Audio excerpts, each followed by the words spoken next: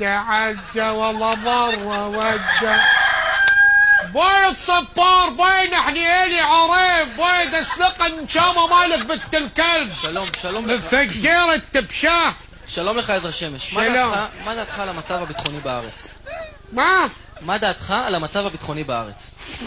אני אגיד לך, סתם כולם מתלוננים. כשבאתי לארץ המצב הביטחוני היה הרבה יותר גרוע. מה היה אז? קודם כל אז היו מוקשים. כל מקום איפה תמשי אקו מוקש.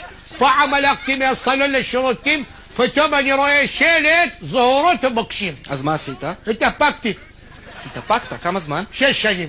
וזה על כלום. דוד שלי נאזם פעם לא היה בשירותים 12 שנה. בגלל המוקשים. לא, הוא אכל יותר מדי אורז, אבל בסוף השתחרר לו. ומה קרה לו? הוא עף עד לקנדה, השתקע שמה, ניסה לפתוח חברת תעופה בלי מטוסים.